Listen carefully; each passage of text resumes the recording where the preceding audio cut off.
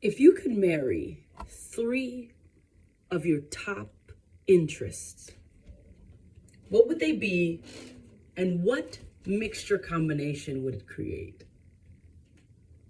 What do I mean? I find that most people, when I have certain conversations with them, have three top interests.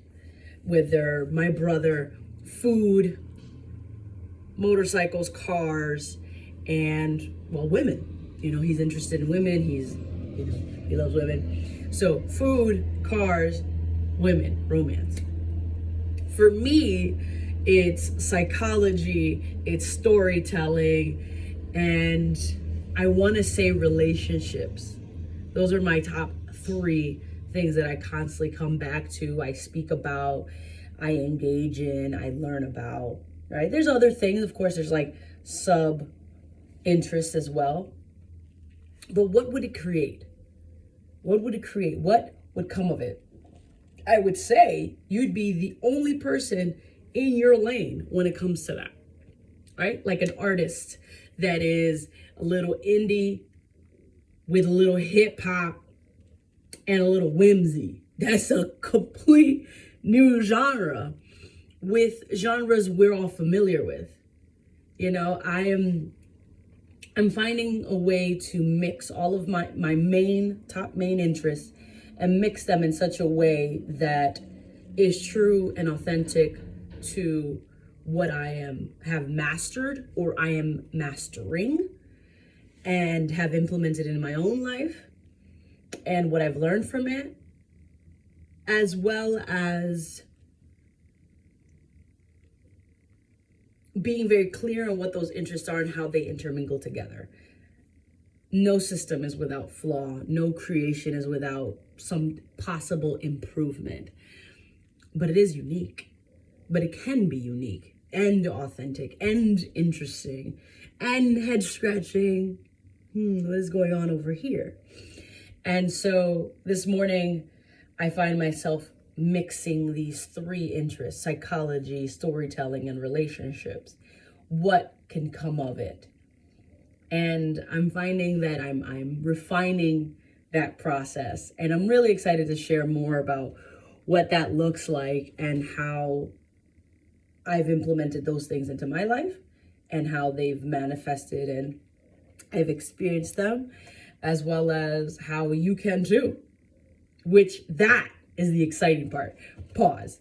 It's exciting when I've done it, of course, because I'm my first subject. I am the first person to implement these three topics, subject matters together. And now I'm like, okay, so this is how I've interacted with this remixed of topics and subjects.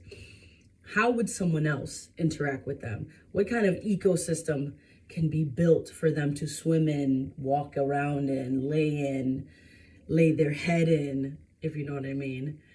I've been thinking about ecosystems, and the reason I use an ecosystem is because companies like Apple and Microsoft and Google have an ecosystem where people can play in and rest in and, not rest, but, I'm trying to be cheeky here. So with Google specifically, my dog is getting crazy. Somebody's at the door, probably not. But with Google, they have Google Keeps, which is a note-taking app, free to use. They have Google Docs, Google Sheets. They have Google Photos, Google Drive, and many people use this. And many, many other products. They just came out with this crazy ass product called Notebook, LMP or LMM, something like that, which uses AI. I used it. It was pretty sweet. I was like, this is kind of dope. So this is their ecosystem, right? You can stay within their ecosystem and use their products. The same thing goes with Apple. Apple has Apple Music, Apple Notes. They just came out with this journal thing, which I really like. It's if you have an Apple or iPhone, I should say. They have a lot of different products where people can create and do a lot of different things in, right? But when it comes to a person and creating things, usually it's an ecosystem around a community, information related around or conveyed through audio or video or books, events, workshops, workbooks, and a specific mission statement and thought process and framework. And people enter into that ecosystem and they imbibe and consume the content and see how it feels inside of them. Does it resonate? Does it not resonate? Do they deny it? Do they accept it? Does it add value to them? Does it not add value to them? And they themselves play within this ecosystem and test the waters. There are products that I use for Apple and there are products I use for Google.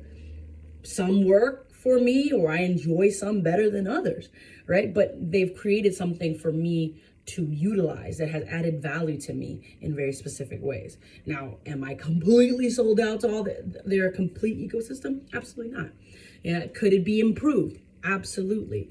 Do I have thoughts on them? Absolutely. Are there certain things I don't like? Absolutely. Are there things that I love? Absolutely. And so here I am looking around. What am I interested in? What have I utilized in my life? What am I more equipped to speaking about confidently and competently with other people and continue to learn about and experiment with? And when I've shared this information with other people, how have they interacted with this information and framework and thought process? Of course, not everything's going to be for everyone, but I had this conversation with someone and they said, if 1 out of 5 people connects and is positively impacted by what you create, is it not worth creating? And here I am thinking, oh no, it's not. It's only 1 out of 5, so the other 4 are not gonna like it. It's not gonna be good for them. But it's like, but that 1 out of 5, there's 8 billion people in this world. 1 out of 5 is insane. And then I realized it doesn't even have to be 1 out of 5. It doesn't even have to be 1 out of 100. If my creation is positively impacting at the very least 1,000 people on an ongoing basis, that is a positive impact. 1,000 people being positively impacted and adds value to 1,000 people, that is something worth creating. So what you create, what I will be creating, what I am creating isn't for everyone, and that's okay. And if you're someone who's creating something or working on something, what you create is not going to be for everyone. But what it should be authentic, it should be real, it should be honest, and it should be done with consideration and thoughtfulness. Is it going to have flaws? Probably. Could it make improvements? Absolutely. And so here I am on this journey to create something not for everyone, but something that is authentic and real to my lived experience and what I've learned, and for very specific type of people. And there's nothing wrong with that. Well, my dogs are getting real crazy. So I don't know what they're barking about, so I should go check it out. But that was in my mind this morning and I wanted to share. But I will keep sharing. I always do.